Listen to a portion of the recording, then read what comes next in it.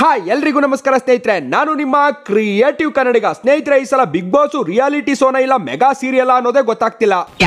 ಯಾಕಂದ್ರೆ ಪ್ರತಿ ಸಲ ಮನೆ ಒಳಗಡೆಗೆ ವಿಭಿನ್ನವಾದ ಚಿತ್ರವಿಚಿತ್ರವಾದ ಪ್ರಾಣಿಗಳನ್ನ ತಂದ್ಬಿಡ್ತಿದ್ರು. ಈ ಸಲ ಯಾಕೆ ಬರೀ ಸೀರಿಯಲ್ ಮಾಡಿರೋ ಮಂದ್ಗುರಿಗಳೇನೆ ತಂದ್ಬಿಟ್ಬಿಟ್ಟು ಬಿಗ್ ಬಾಸ್ ಮನೆನ ಕುರಿ ದೊಡ್ಡಿ ತರ ಮಾಡ್ಬಿಟ್ಟವ್ರೆ ಅಂತ ಗೊತ್ತಾಗ್ತಿಲ್ಲ. ಬರೀ ತಿಂದ ಉಂಡ ಪಿಕ್ಕೆ ಆಗ್ತಾ ಮ್ಯಾ ಮ್ಯಾ ಮ್ಯಾ ಅಂತ ಒಂಚೂರು ಜಗಳ ಆಡ್ದ ಮಲ್ಕೊಂಡ ಅಷ್ಟೇ. ಎಂಟರ್ಟೈನ್ಮೆಂಟ್ ಅನ್ನೋದು ಅನ್ಲಿಮಿಟೆಡ್ ಆಗಿರ್ಬೇಕಿತ್ತು. ಆದ್ರೆ ಇಲ್ಲಿ ಎಂಟರ್ಟೈನ್ಮೆಂಟ್ ಅನ್ನೋದು ದುರ್ಬೀನ್ ಹಾಕೊಂಡು ಹುಡುಕಿದ್ರು ಕಾಣಿಸ್ತಾ ಇರೋ ತರ ಆಗ್ಬಿಟ್ಟಿದೆ. ಬನ್ನಿ Bigg Boss contestant review part 2 video ಶುರು ಮಾಡೇ ಬಿಡುವ. ಅದಕ್ಕೂ ಮೊದಲು ನಂದು ಸೆಕೆಂಡ್ ಚಾನಲ್ ಇದೆ, ಅಲ್ಲಿ ಸಹ ನಿಮ್ಮನ್ನ ಎಂಟರ್ಟೈನ್ಮೆಂಟ್ ಮಾಡ್ತೀನಿ, ಹೋಗಿ ಸಬ್ಸ್ಕ್ರೈಬ್ ಆಗಿ. ಈ ಚಾನಲ್ ಅಲ್ಲೇ ನೆಟ್ಟಿಗೆ ವಿಡಿಯೋ ಮಾಡಲ್ಲ, ಅಲ್ಲಿ ಬೇರೆ ಏನ್ ಕಿಸ್ ದಬಾಕ್ತಿಯಾ ಅಂತ ಬೈಕೊಳ್ಳೋಕೆ ಹೋಗ್ಬೇಡಿ. ಸಬ್ಸ್ಕ್ರೈಬ್ ಆಗಿ, ಅಲ್ಲಿ ಫೇಸ್ ಕ್ಯಾಮ್ ಅಲ್ಲಿ ಮಾಡೋ ರೋಸ್ಟ್ ವಿಡಿಯೋಸ್ ನ ಅಪ್ಲೋಡ್ ಮಾಡ್ತಿರ್ತೀನಿ. ಆಲ್ರೆಡಿ ಒಂದು ವಿಡಿಯೋನು ಅಪ್ಲೋಡ್ ಆಗಿದೆ ನೋಡಿ. ಹಾಗೆ ಇನ್ಸ್ಟಾಗ್ರಾಮ್ ಅಲ್ಲಿ ಫಾಲೋ ಮಾಡಿಲ್ಲ ಅಂದ್ರೆ ದಯವಿಟ್ಟು ಫಾಲೋ ಮಾಡ್ಕೊಳ್ಳಿ. ಕನ್ನಡಿಗಾಂತರಲೇ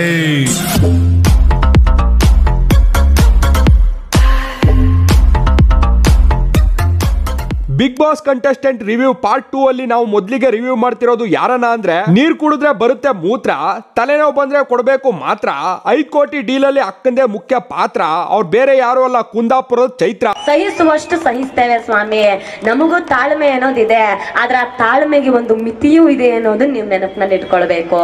ಈ ಅಮ್ಮ ನೋಡೋಕೆ ಒಂಥರ ಗಳಗಂಟೆ ತರ ಅವಳೆ, ಆದ್ರೆ ಮಾತಾಡೋಕ್ ನಿಂತ್ರೆ ದೊಡ್ಡ ಗಂಟೆನೆ ನಾನ್ ಸ್ಟಾಪ್ ಟಣ್ಣ ಟಣ್ಣ ಟಣ್ಣ ಅಂತ ಬಡ್ಕೋತಾನೆ ಇರ್ತಾಳೆ. ಮೊನ್ನೆ ನೋಡಿದ್ರಲ್ಲ ಅಕ್ಕ, ಅವಳು ಸುತ್ತ ಇರೋ ನೆಗೆಟಿವಿಟಿನ ತೆಗೆಯೋಕೆ ತನ್ನಕ್ ತಾನೇ ಪೂಜೆ ಮಾಡ್ಕೊಂಡು ಗಂಟೆನ ಅಳ್ಳಾಡ್ಸಿದ್ದು.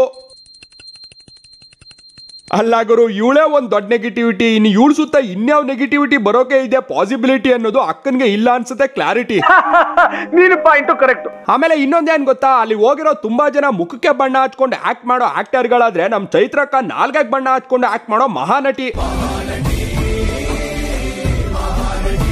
ಎಕ್ಸಾಂಪಲ್, ಬಾಯಲ್ಲಿ ಬೇಕು ಅಂತ ಬರ್ಸ್ಕೊಂಡ್ಲು ನೊರೆ, ತಂಗಿ ಅಂತ ಹತ್ಕೊಂಡು ನಾಮಿನೇಷನ್ ಇಂದ ಬಚಾವಾಗಿ ಕೊನೆಗೆ ಶಿಶಿರ್ಗೆ ಇಟ್ಲು ಬರೆ. ಈ ಚೈತ್ರಕ್ಕ ಎಂತ ಪ್ಲಾನ್ ಕಿತ್ತಿ ಗೊತ್ತಾ ಮಾರ್ರೆ, ತಲೆ ಸುತ್ತ ಬಂದಿರೋಳ್ ತರ ಬಿದ್ದು ನಾಟಕ ಆಡ್ಬಿಟ್ರೆ ಕಳಪೆಯಿಂದ ಬಚಾವಾಗ್ಬೋದು, ಹಂಗೆ ಹಾಸ್ಪಿಟ್ಲ್ಗೆ ಹೋಗಿ ಹೊರಗಡೆ ವಿಚಾರನ ತಿಳ್ಕೊಂಡ್ ಬರ್ಬೋದು ಅಂತ ಪ್ಲಾನ್ ಮಾಡ್ಕೊಂಡು ತಲೆ ಸುತ್ತಿ ಅಂತ ಬಿದ್ದು ಹಾಸ್ಪಿಟ್ಲ್ಗೂ ಹೋಗಿದ್ ಬಂದ್ಲು. ಆದ್ರೆ ಬಂದವಳೆ ಹಮ್ಮಿಕೊಂಡಿರೋದ್ ಬಿಟ್ಟು ಬಾಯಿನ ಇರೋದು ಇಲ್ದೇ ಇರೋದು ಎಲ್ಲಾನ್ ಸೇರಿಸ್ಕೊಂಡು ಪಂಚತಂತ್ರ ಕತೆ ಹೇಳಿದ್ಲು. ಸುದೀಪ್ ಅವ್ರು ಬಂದು ಸರಿಯಾಗಿ ಪಂಚ್ ಕೊಡ್ತಾ ಅಕ್ಕನ್ ಕೈವಾಡನ ಪಂಚರ್ ಮಾಡ್ಬಿಟ್ರು. ಅಲ್ಲ ಕಣಕ್ಕ ಚೈತ್ರಕ್ಕ, ಮೊನ್ನೆ ನೀನ್ ಸುತ್ತಮುತ್ತ ಇರೋ ನೆಗೆಟಿವಿಟಿ ತೆಗೆದಾಕೋಕೆ ಗಂಟೆ ಅಲ್ಲಾಡ್ಸ್ತಿದ್ದೆ. ಇವಾಗ ನೀನ್ ಆಡ್ತಿರೋ ನವರಂಗಿ ಆಟಕ್ಕೆ ನೀನ್ ಸುತ್ತಮುತ್ತ ಅಲ್ಲ ಇಡೀ ಕರ್ನಾಟಕ ಪೂರ್ತಿ ನಿನ್ ಮೇಲೆ ನೆಗೆಟಿವಿಟಿ ನಾನ್ ಸ್ಟಾಪ್ ಆಗಿ ಬರ್ತಿದೆ. ಇವಾಗ ಆ ನೆಗೆಟಿವಿಟಿನ ತೆಗೆಯೋಕೆ ಸಣ್ಣ ಗಂಟೆ ಅಲ್ಲಾಡ್ಸಿದ್ರೆ ಸಾಕಾಗಲ್ಲ, ಯಾವ್ದಾದ್ರು ದೊಡ್ಡ ಗಂಟೆನ ಹುಡಿಕೊಂಡೋಗಿ ಅಳ್ಳಾಡ್ಸ್ಬೇಡ. ಆ ಗಂಟೆ ಒಳಗಿರೋ ಗಂಟೆನ ಹಿಡ್ಕೊಂಡು ನ್ಯಾತಾಡೋ, ಅತ್ತಿಂದ ಇತ್ತಾಗೆ ಇತ್ತಿಂದ ಅತ್ತಾಗೆ, ಅವಾಗಾದ್ರೂ ಕಮ್ಮಿ ಆದ್ರೂ ಆಗ್ಬೋದು. ಸ್ನೇಹಿತರೆ, ನಿಮ್ಗೆಲ್ಲ ಗೊತ್ತಿರೋ ಹಾಗೆ ಒಂದ್ ಮಾತಿದೆ, ಊಟ ಬಲ್ಲವನಿಗೆ ರೋಗವಿಲ್ಲ, ಮಾತು ಬಲ್ಲವನಿಗೆ ಜಗಳವಿಲ್ಲ ಅಂತ. ಆದ್ರೆ ಒಂದ್ ತಿಳ್ಕೊಳ್ಳಿ, ಊಟ ಮಾಡ್ತೀನಿ ಅನ್ಬಿಟ್ಟು ಸಿಕ್ಕದನ್ನೆಲ್ಲ ತಿನ್ನೋದು, ಮಾತಾಡೋಕ್ ಬರುತ್ತೆ ಅಂತ ಸಿಕ್ಕಾಪಟ್ಟೆ ಬೇಡದೆ ಇರೋದನ್ನೆಲ್ಲ ಮಾತಾಡೋದು ಎರಡುವೇ ಆರೋಗ್ಯಕ್ಕೆ ಹಾನಿಕರ. ಯಾವ್ದಕ್ಕೆ ಆದ್ರೂ ಅದರದೇ ಆದ ಇತಿ ಅಂತ ಇರುತ್ತೆ, ಜಾಸ್ತಿ ಆದ್ರೆ ತಿಥಿ ಆಗ್ಬಿಡುತ್ತೆ. ಇವಾಗ ಚೈತ್ರಕ್ಕನ ವಿಚಾರದಲ್ಲೂ ಹಂಗೆ ಆಗ್ತಿರೋದು. ತಪ್ಪನ್ನ ಮಾಡಿರ್ತಾಳೆ, ಅದನ್ನ ಹೇಗ್ ಸರಿಪಡಿಸ್ಕೋಬೇಕು ಅಂತ ಯೋಚನೆ ಮಾಡೋ ಬದಲು ತಾನು ಮಾಡಿರೋ ತಪ್ಪನ್ನ ಜಾಸ್ತಿ ಮಾತಾಡೋದರ ಮುಖಾಂತರ ಮುಚ್ಚಾಕೋಕೆ ಪ್ರಯತ್ನ ಪಡ್ತಾನೆ ಇರ್ತಾಳೆ. ಅದು ಹೊರಗಡೆ ಜಾಸ್ತಿ ಗೊತ್ತಾಗ್ತಿರ್ಲಿಲ್ಲ, ಯಾಕಂದ್ರೆ ಕಣ್ಣಲ್ಲಿ ಕಾಣಿಸೋದು ರೆಕಾರ್ಡ್ ಆಗಲ್ಲ. ಬಟ್ ಬಿಗ್ ಬಾಸ್ ಮನೆಯೊಳಗೆ ಮೂಲೆಯಲ್ಲೂ ಕ್ಯಾಮ್ರಾಗಳಿವೆ, ಎಲ್ಲ ರೆಕಾರ್ಡ್ ಆಗಿ ಈಸಿಯಾಗಿ ಗೊತ್ತಾಗ್ತಿದೆ. ನಮ್ಮ ಮಾತೆ ನಮ್ಗೆ ಮೃತ್ಯು ಆಗುತ್ತೆ ಅನ್ನೋದಕ್ಕೆ ಒಂದ್ ಸಣ್ಣ ಎಕ್ಸಾಂಪಲ್ ಇವಕ್ಕ ಅಷ್ಟೇ. ಇನ್ನು ಎರಡನೆಯ ಕಂಟೆಸ್ಟೆಂಟ್ ಯಾರಂದ್ರೆ, ಸೊಳ್ಳೆಗಳು ಅಂತಿರ್ತವೆ ಗುಯ್ ಗುಯ್, ರಾಕೆಟ್ ಹೋಗುತ್ತೆ ಸ್ಪೀಡ್ ಆಗಿ ಸುಯ್ ಸುಯ್, ಅರ್ಥ ಆಯ್ತಾ ಅಂತ ಇವಮ್ಮ ಎಲ್ರ ಮೇಲೂ ಅಂತಾಳೆ ಕೈ ಕೈ. ಅವರೇ ಬಿಗ್ ಬಾಸ್ ಮನೆಯ ಬೆಂಡೆಕಾಯಿ ಮುಖದ ಬ್ಯೂಟಿ ಮೋಕ್ಷಿತಾ ಪೈ. ಈ ಮೋಕ್ಷಿತಕ್ಕ ಅರ್ಥ ಆಯ್ತಾ ಅಂತ ಎಲ್ರಿಗೂ ಕೇಳ್ತಾಳೆ, ಆದ್ರೆ ಬಿಗ್ ಬಾಸ್ ಆಟನ ಇವಳೇ ಸರಿಯಾಗಿ ಅರ್ಥ ಮಾಡ್ಕೊಂಡಿಲ್ಲ. ಮುಖನ ಯಾವಾಗ್ಲೂ ಗಂಟಾಕೊಂಡು ಸ್ಟಾರ್ಟಿಂಗ್ ಅಲ್ಲಿ ಸಪ್ಸಪ್ಪೆ ಆಗಿ ಸೈಡ್ ಅಲ್ಲಿ ಸೈಲೆಂಟ್ ಆಗಿ ಇದ್ದೋಳು. ಎಲಿಮಿನೇಷನ್ ಟೈಮ್ ಅಲ್ಲಿ ಕಾರಲ್ಲಿ ಹಿಂಗೋಗಿ ಹಂಗ್ ಬಂದಿದ್ದು ಸಪ್ಪೆ ತರ ಇದ್ದೋಳು ಕಪ್ಪೆ ತರ ಒಟ್ರು ಗುಟ್ಟೋಕ್ ಶುರು ಹೊತ್ಕೊಂಡ್ಬಿಟ್ಲು. ಅರ್ಥ ಆಯ್ತಾ? ಈ ಮೋಕ್ಷಿತಕ್ಕಂಗೆ ನಾನು ನಂದೆ ನನ್ ಬಿಟ್ರೆ ಇಲ್ಲ ಅನ್ನೋ ಅಹಮ್ಮು ತುಂಬಾನೇ ಇದೆ. ಹಂಗೆ ನನ್ ಕಂಟ್ರೋಲ್ ಅಲ್ಲೇ ಬೇರೆಯವರು ಇರ್ಬೇಕು, ನಾನು ಹೇಳ್ದಂಗೆ ಮಾಡ್ಬೇಕು, ನಾನೇ ಅವರನ್ನ ಕಂಟ್ರೋಲ್ ಮಾಡ್ಬೇಕು ಅನ್ನೋ ಮನಸ್ಥಿತಿಲೇ ಯಾವಾಗ್ಲೂ ಇರ್ತಾಳೆ. ಅಹಮ್ ಅನ್ನೋದು ಅಕ್ಕಂಗೆ ಕೆಜಿ ಗಟ್ಲೆ ಇದ್ರೆ, ಅಹಂಕಾರ ಅನ್ನೋದು ಕ್ವಿಂಟಲ್ ಗಟ್ಲೆ ಇದೆ.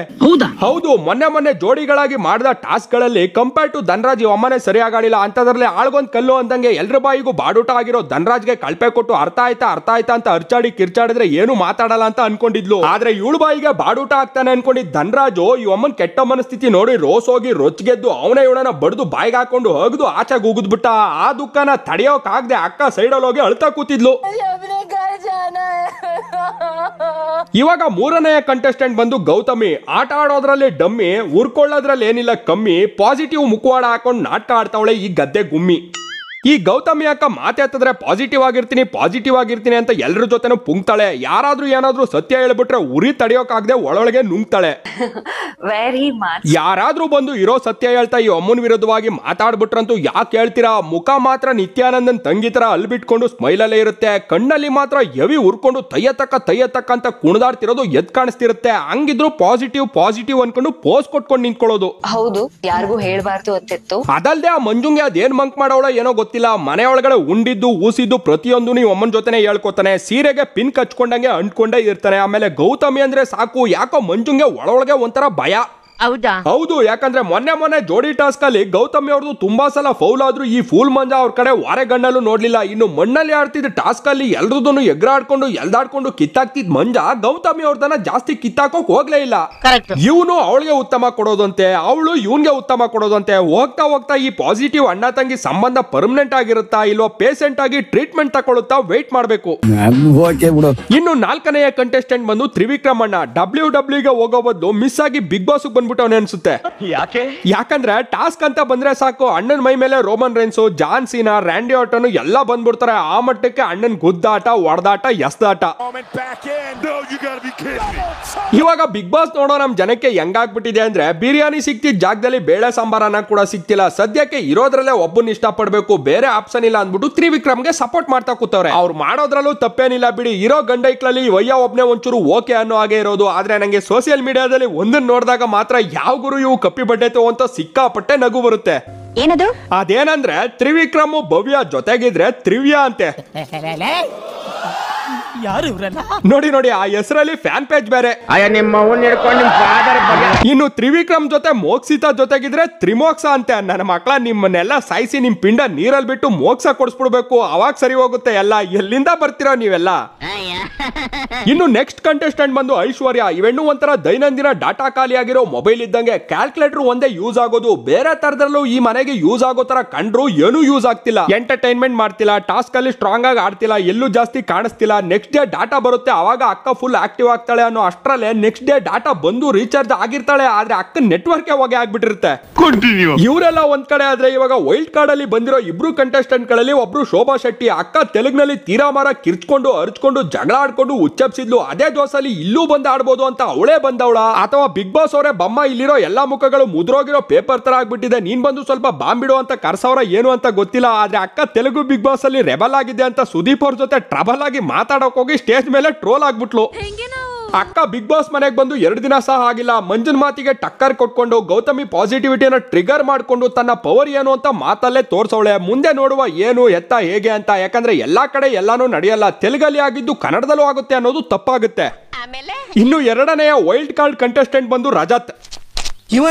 ನಿಜ ಗುರು, ಇವನು ಯಾರು ಅಂತ ನಂಗೂ ಗೊತ್ತಿರ್ಲಿಲ್ಲ. ಅದ್ಯಾವ ರಿಯಾಲಿಟಿ ಶೋಗಳಲ್ಲಿ ರನ್ನರ್ ಅಪ್ ಆಗೋನಂತೆ. ಆದ್ರೆ ಬರ್ತಾನೆ ಅಣ್ಣ ಸ್ಟೇಜ್ ಮೇಲೆ ಬಿಲ್ಡ್ ಅಪ್ ಕೊಟ್ಟಿದ್ದು.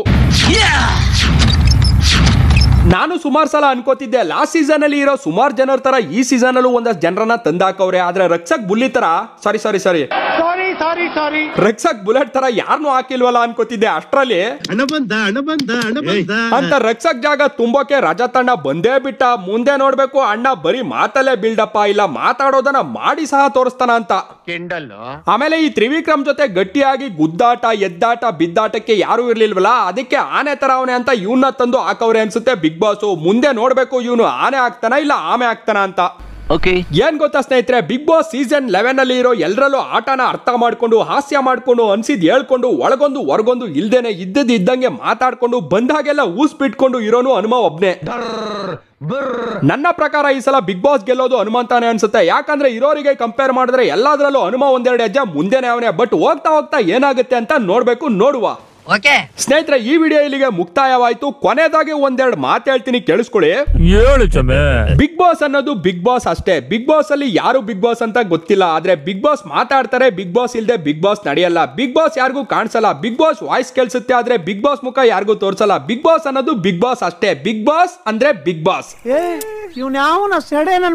ಬಿಗ್ ಬಾಸ್ ನ ಸಿನ್ಸಿಯರ್ ಆಗಿ ನೋಡಿ ನಮ್ಮ ಓಟ್ ನ ಕನ್ಸಿಡರ್ ಮಾಡ್ತಾರೆ ಅಂತ. ಅದಕ್ಕೆ ಟೈಮ್ ಕೊಟ್ಟು ಓಟ್ ಹಾಕ್ತಾರಲ್ಲ, ಅವ್ರ ಮನಸ್ಥಿತಿ ಪರಿಸ್ಥಿತಿ ಹಿಂಗೆ ಇರುತ್ತೆ. ಅವ್ರಿಗೆಲ್ಲ ಒಂದೆರಡು ನಿಮಿಷ ಮೌನಾಚರಣೆ ಆಚರಿಸ್ತಾ ಈ ವಿಡಿಯೋನ ಮುಗಿಸುವ. ನೆಕ್ಸ್ಟ್ ವಿಡಿಯೋದಲ್ಲಿ ಸಿಗುವ. ಅದಕ್ಕೂ ಮೊದಲು ನಾವು ಕೊನೆಯಲ್ಲಿ ಯಾವಾಗ್ಲೂ ಹೇಳೋದನ್ನ ಹೇಳಬೇಕು ಅಲ್ವಾ? ನನ್ನ ವಿಡಿಯೋ ನೋಡಿ ಉರ್ಕೊಂಡು ಬಂದು ಕಮೆಂಟ್ ಅಲ್ಲಿ ಕಕ್ಕ ಮಾಡಿದ್ರೆ ದೇವ್ರು ಮಾಡ್ಬಿಡ್ತೀನಿ. ನನ್ನ ಈ ವಿಡಿಯೋ ಸ್ವಲ್ಪ ಆದ್ರೂ ಇಷ್ಟ ಆದ್ರೆ ಲೈಕ್ ಮಾಡಿ, ಶೇರ್ ಮಾಡಿ, ಕಮೆಂಟ್ ಮಾಡಿ. ಹಾಗೆ ನಮ್ಮ ಕ್ರಿಯೇಟಿವ್ ಕನ್ನಡಿಗ ಯೂಟ್ಯೂಬ್ ಚಾನಲ್ಗೆ ಸಬ್ಸ್ಕ್ರೈಬ್ ಆಗಿ ಪಕ್ಕದಲ್ಲಿರೋ ಬೆಲ್ ಐಕನ್ ಕ್ಲಿಕ್ ಮಾಡಿ. ಅದನ್ನ ಕ್ಲಿಕ್ ಮಾಡೋದ್ರಿಂದ ನಾವು ಪೋಸ್ಟ್ ಮಾಡೋ ಪ್ರತಿ ಒಂದು ವಿಡಿಯೋ ನೋಟಿಫಿಕೇಶನ್ ಕೂಡ ನಿಮ್ಮ ಮೊಬೈಲ್ಗೆ ಡೈರೆಕ್ಟ್ ಆಗಿ ಬರುತ್ತೆ. ಧನ್ಯವಾದಗಳು. ಜನರಿಂದ ನಾನು ಮೇಲೆ ಬಂದೆ, ಜನರನ್ನೇ ನನ್ನ ದೇವರೆಂದೇ.